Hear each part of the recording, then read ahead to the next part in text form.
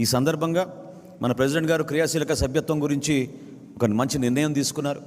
ఎందుకంటే కరోనా సందర్భంలో మనం ఆ రోజున ఆ కార్యక్రమం మొదలుపెట్టినప్పుడు క్షేత్రస్థాయిలో కేవలం 20,000 30,000 నుంచి మన సభ్యత్వం ప్రారంభించుకుని అంచెలంచెలుగా ఎదుగుతూ చివరికి గత సంవత్సరం 6,47,000 సభ్యత్వం ఆంధ్రప్రదేశ్లోను తెలంగాణలోనూ మన జన సైనికులు వీర మహిళలు కష్టపడిన నాయకత్వం మీ అందరికీ తెలుసు.